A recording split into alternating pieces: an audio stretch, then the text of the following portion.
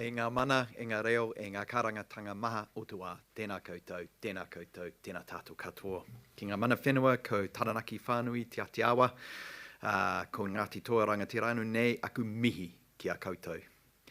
Noku tohana rei ki haramai ki te whakanuia tēnei huihui ngā whakahirihira. Nō reira, ngā manaakitanga ki runga i a tātou katoa. Tēnā koutou, huri noa i te whare, tēnā rā, tātou katoa.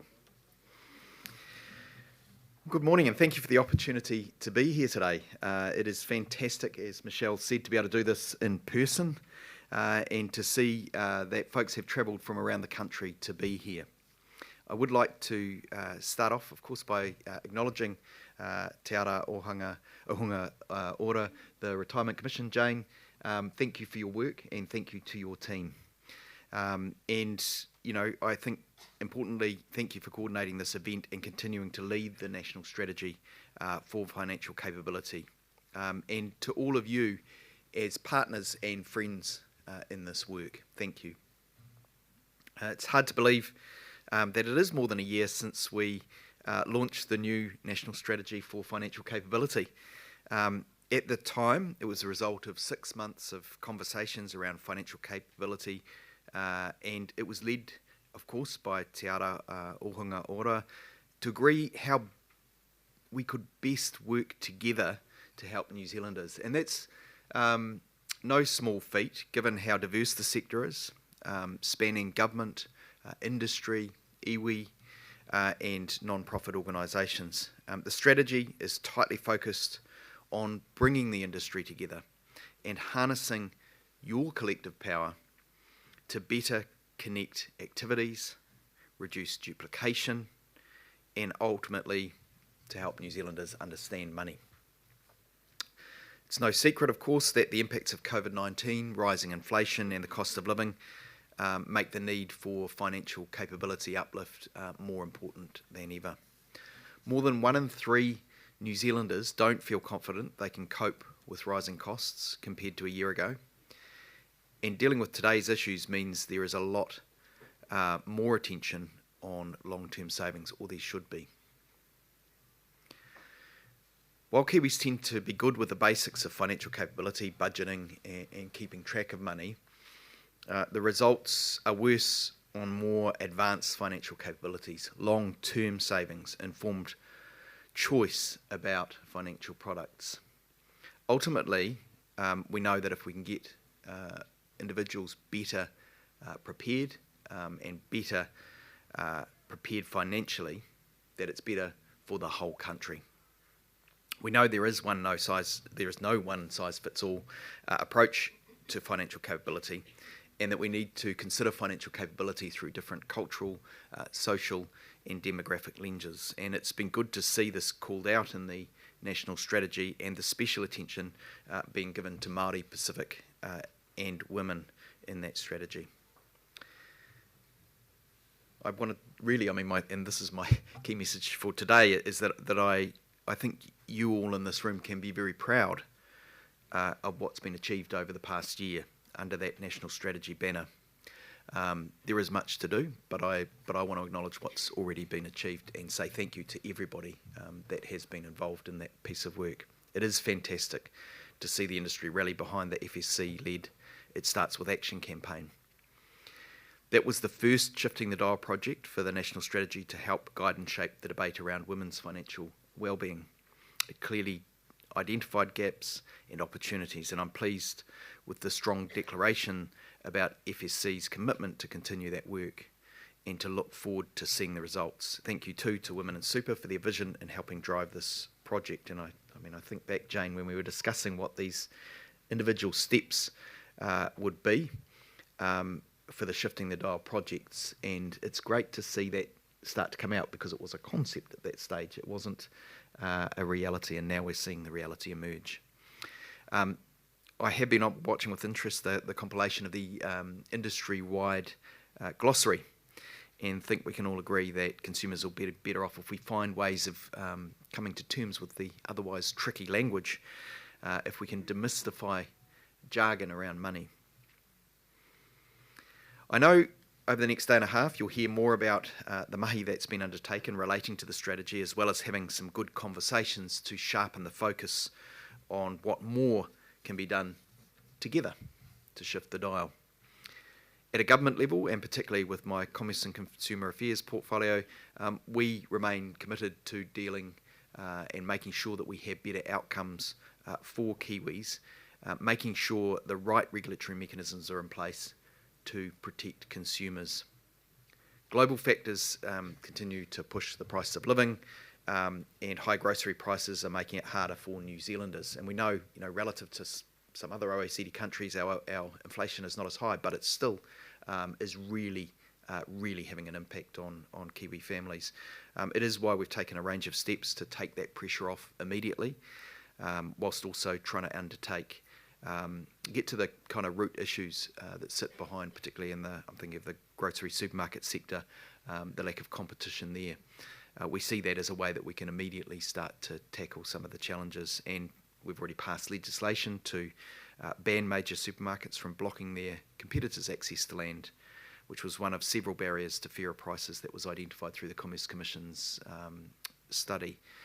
And we've established a new supermarket watchdog that will help Kiwis get a better deal at the checkout, and that'll be put into legislation later this year. I'll be making actually further announcements on our work later today. We've also recently clarified that the CCCFA regulations can be interpreted slightly differently than they have been through a program of work, working with some people in this room, and I'll acknowledge Roger here at the front, in an attempt to make sure that borrower-ready New Zealanders aren't unfairly penalised when applying for a loan, but also trying to, at the same time, keep enough protection for those at risk of finding themselves with unaffordable debt. And that's been a careful piece of work, and one of the banks impressed upon me when I met with them earlier this year that implementing these changes is one of the biggest changes the banks have had to undertake since the global financial crisis. Quite a big piece of work, and we've seen that settle down. Certainly the Banking Ombudsman came to me earlier this year and said there was a significant spike in concern and complaints, and that returned around, I think it was April this year, back down to regular levels. Nonetheless, that's been a huge adjustment for many, and I want to acknowledge that. And just, to put it in a nutshell, of course, bank loans being declined because people had spent money on takeaways or streaming services was never the purpose of that legislation. Everybody in the Parliament signed up to it. Providers of loans signed up to it because nobody wants to see unaffordable debt for vulnerable borrowers. And so I do want to thank all of the people in this room who've been involved there. On the other side, of course, we heard from financial mentors in the room that you are now better able to identify and report irresponsible lending as a result of the CCCFA changes, and there have been an increase in referrals to financial helpline money talks. I know there's more work to be done around buy now, pay later services, as they don't currently fall under the powers of the CCCFA. I'm concerned about any consumer harm that results from people using those who are susceptible to falling into unmanageable debt. And I've tasked officials with working with buy now, pay later providers and consumer advocacy organisations to understand the issues and make sure that when we come to make decisions around that we get the balance right.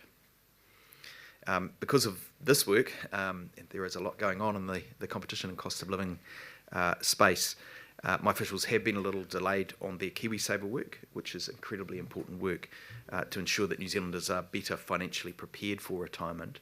But that work is ongoing, and over the past 3 years there have been various proposals across government and the private sector for improvements to KiwiSaver, and we continue to look at these carefully. And when I speak about KiwiSaver, that's not to overlook the changes in default settings which came into effect earlier this year. That has been a smooth transition in the immediate term and will bring significant benefits to the retirement savings of those who have changed over the longer term. So thank you for all who've been involved in the conversations to date. It is key that we understand what's working well with KiwiSaver and where there may be opportunities for improvement. It is the most important savings vehicle for many New Zealanders. As I draw to a close, I want to comment on the recent tightening up of protections for New Zealanders across the banking and insurance sectors to ensure they get a fair deal. That work comes at an important time as we support Kiwis through that current cost of living crisis. It will help to ensure they're not unknowingly paying for services they don't need or taking on debt that they can't afford. It will ensure that New Zealanders can be confident that the financial products and services they're buying will be appropriate to their circumstances and meet their needs. So I appreciate that with many of these steps, it's requiring more work from you, those in the industry. So I want to acknowledge your ongoing commitment here.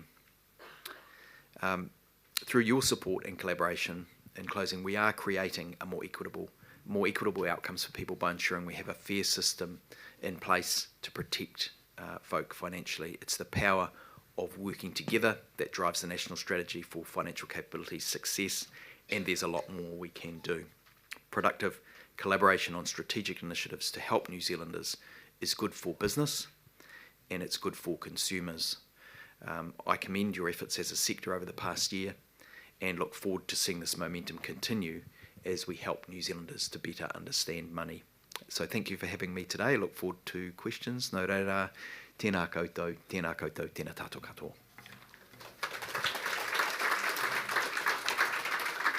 Thank you, Minister. We've got some questions coming in. Do keep them flying in, as this is a great opportunity to ask any questions that you have.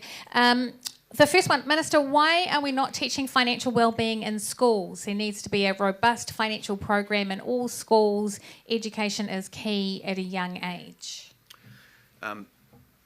Well, good question. I think I do want to acknowledge that there are programs in schools and often contributing to those the banking sector. So I think there's a lot more to do in that area, I think is a fair thing to say. And Jane, I don't know whether you want to say something about that in terms of how the financial well-being of our young people is being thought about, and the opportunity that exists in schools to do more. But I do want to acknowledge those who are already helping lead work, because there are important programs that are already in place. Yeah, there are some are industry-led, and there is our own Sorted in Schools, which in effect is teaching the teachers and rolling out financial capability modules that are NCEA accredited. I think we get frustrated that people say it should be taught in schools, and it kind of is. It just isn't taught in a cohesive way. And I do think in the longer term there's an opportunity to think very hard about what a financial capability strategy might look like for the education sector, but that's an enormous chunk of work, and maybe that's in National Strategy Year 4. But if that's bubbling up as a key thing, we should look at it, absolutely. Yep. The beauty of Slido, it can bubble. Yeah. And a question that came in just before you started to talk about KiwiSaver, but I'm going to nudge you with it anyway. Any comments on plans for KiwiSaver? You said maybe later, but what about, just tell us now, go on. Yeah. Look, we are, there have been various, I can talk a little bit about the process, because there have been various reviews done of sorts, groups set up, contributions made. The Prime Minister's Small Business Group and various others have suggested, what's the word I'm looking for, a menu of options that could be considered. And effectively, one of the things we've identified is that that menu of options is quite broad, but there are some good themes in it. How they work together is quite important. So officials have been doing some targeted consultation to look at how things work together. One of my concerns and questions that I go back to officials with is, how do we make sure we're doing the things that are going to be intuitive for people, that kind of lean towards people's natural inclinations, that make it easy for people to save.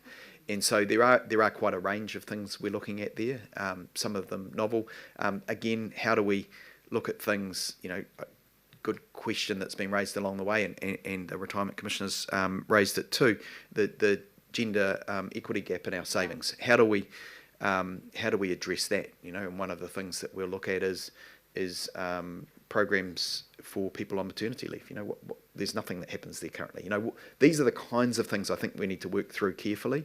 One of the other things which I'm doing some thinking about is the fact that gender equity gap emerges before people are 18. You know, and what are we doing there? I mean, that's, you know, you think about compounding interest and so on. Yeah. If it starts that early, is there something we can do in that space? So there are a lot of really good questions in that space. There is some chunky work being done, but we're not ready to announce anything today. But thank you for the question. Can I suggest that, Sam, the pay equity gap is about 12%, isn't it, between men and women, and about 25% for Pacifica women? Can I suggest that that women get 25% more on their KiwiSaver? Would that? I mean, that was sort of. Well, it's a good radical begin, suggestion to consider. Yeah, sorry. Back to the people in the room who actually are here for, you know, professional reasons. I think we may have covered this. What changes can we make to KiwiSaver settings to improve outcomes for women? Oh, look, we've answered that. A 25% increase for women. Let's go with this one, because this is a great question. Will you be looking at restricting the use of buy now, pay later for alcohol liquor stores? Yeah, we're looking at what we do. I mean, there has been an example that's come into the media around that. I offered my blunt assessment of it. And I'm grateful that they reconsidered quite quickly. I don't think anybody wants to see that. The interesting thing is, of course, that you can go in with a credit card currently and purchase alcohol and incur, if you default on your payments, quite significant costs. So, you know, these are not. There's no straightforward answer here to how we regulate. If you've got if you have a credit card, you have at least been assessed. Affordability and suitability assessed. Correct. Some ability to Correct. repay it. So, you know, one of the things we're looking at with buy now, pay later is whether it should be in the CCCFA, and if so, in what form. Because there's certainly an argument when people are borrowing larger amounts of money, and then the question becomes at what level do they get in trouble? And plenty of financial mentors have suggested to me that, you know, part of the success of the CCCFA is the fact that it also includes smaller amounts of money that people are borrowing, because that's where people often find that they get themselves in trouble as much as in the bigger amounts of money. So again, I don't have any announcements to make on that today, but I can tell you that is something we're looking at very closely, and I think you know, these are wicked problems. And they already exist in some form or other, but we're wanting to get the balance right to make sure that people can access novel products, that we have innovation in the market, because competition's good, but also make sure that we're looking out for the interests of vulnerable consumers and making sure, you know, and I think the real advantage of the CCCFA, as it gets fed back to me, certainly by financial mentors, and as it smooths out a little bit by the banks and other lenders, is that, you know, there is now a record-keeping system where we can, you know, people can say, we've made the suitable checks, we've done our due diligence and we can demonstrate it, or a budget advisor can go in and say, hang on, is this system quite working? We can see things, and if there are egregious cases, you can take them up. So that record keeping has made a difference, I think, for vulnerable borrowers. Yeah. I do want to say that if you wanted to quietly make any announcements in this room, we wouldn't tell anybody, would we? We would, Chatham House rules. We would, anyway. I'm just going to plant that idea for you. Next question, Minister. Housing and rent is a huge proportion of people's income. What immediate action is being taken to address this? So housing is actually a portfolio I don't hold, but we've taken a number of measures already around, you know, allowing annual rent increases, removing fees for brokering rental agreements, and so on, recognising the huge challenge there. Ultimately, the answer. Listen to me, it's not my area, but here I go. Ultimately, it comes down to supply. You know, we need to build more houses as a country. We've had huge immigration and over a long period of time as a country, without building the necessary infrastructure to accommodate more people in our country. And so that's meant, you know, often those coming in who are well off, who have good jobs, buy up the housing, which has pushed our housing prices up, and meant that there haven't been enough houses available for those who can't afford the same amount of rent or the purchase of a house. And so actually in our immigration reset, part of what sits behind that is saying, let's let our infrastructure catch up. Let's make sure we are getting the top skills that we need from overseas. Let's not be naive about this. There's a global war for talent here. We need people with talent coming into our country, bringing skills that are going to take our economy forward.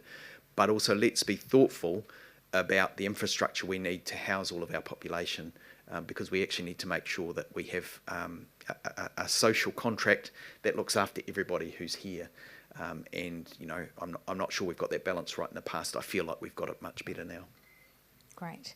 Next question. Oh, it just moved. What are the government's expectations for protecting our families, and what is the budget for the BFC providers to support the vulnerable? I don't know what BFC stands for. I'm assuming everyone else in the room does. What does it stand for? I don't. Build financial capability. MSD. Okay, great. Right. I'll give you the question again. Yes, please. Yes. What are the government expectations for protecting our families, and what is the budget for the BFC, MSD providers to support the vulnerable? I would have to go away and come back with an answer to that one. I'm not certain of the Okay. budget around that.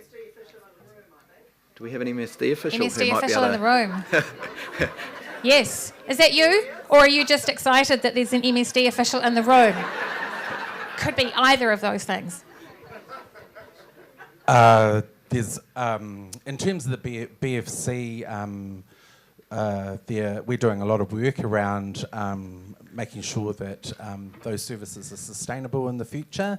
During COVID-19, the government stuck about $25 million into those services, and we're working to make sure that is that a sustainable budget for those services. And we're also looking at how we can improve the tools and services that we've got out there in the community. Thank you. What was your name? Mark. Mark Henderson. Very nice. Round of applause for Mark Henderson for sticking his hand up in the air and answering that question. Let's try this question. I quite like this. Why do you think, Minister, that New Zealanders are particularly bad with accumulating debt and bad at saving? What's wrong with us? Well, I think that's a great $1 million question. I think we'd get a whole lot of different answers in this room, wouldn't we? What is our challenge there?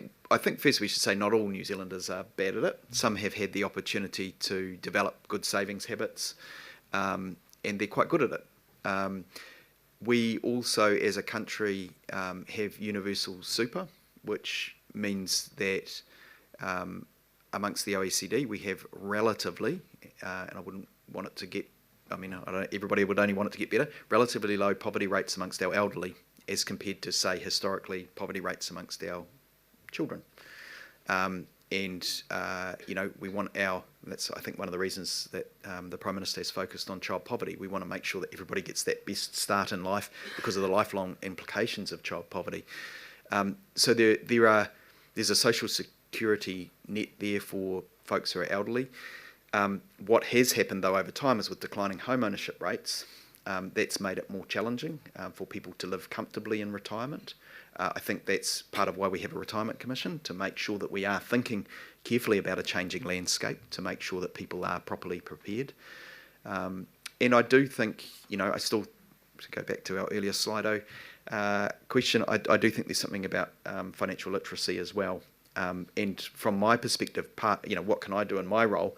Part of that is making sure we've got the right institutions in place that build trust and confidence in the public that they can take financial advice. The kind of regulation we've put around financial providers, I can hand on heart say, there's now a system, a licensing system, there's regulatory oversight that says you need to be able to rely on these services or there are consequences for the providers. Because it doesn't mean it's always perfect, but we saw people switching during the first lockdown when the share markets dropped, switching from aggressive savings schemes for their retirement down to conservative, locking in the losses. And that highlights the importance of having good advice and for people to trust the systems of advice that we've got. Ultimately, if the financial advice industry, the financial services industry prospers, we all prosper, and part of that is getting those settings right, giving people the trust and confidence, so that they see the rewards of doing it, and that becomes intergenerational. I think I'm highlighting there's no silver bullet here with my scattergun approach to answering this question, but I think part of what we have to do is continue to build that financial capability and adjust as our circumstances change as a country. Yeah, and talking about it, I think, part of the cultural thing, I think, just my opinion, is that we are embarrassed about talking about money. So we don't share that kind of information with each other and that expertise. So everybody goes and locks in their losses with a conservative fund without saying to their mates, hey, I'm doing this, and somebody will go, that's a really stupid idea, Brian, because we just don't have those conversations with each other. Yeah, that's right. One last question. We all know the importance of financial capability. Is there an option to increase funding in this space to help more New Zealanders? Funding for financial capability. Well, I think I'm sure the answer to that is yes, and I think it's also about making sure that we're doing it in the right way, in the right programs that are targeted. But I think it's a joined-up approach, and I'll come back to the private sector contributions into schools. I think it's all the people in this room doing what you do well. But of course, where there are appropriate programs that we know will make a difference, those are the kinds of things we'll look at over the longer term. I think we're all united in the goal of wanting to achieve better financial capability for New Zealanders. One last chance to rehearse the announcement you're going to be making later today with us. No? It's been fantastic to have you here, and thank you for answering our questions. Please, huge round of applause Thank you, for the everybody. Honourable David Thank you. Clark.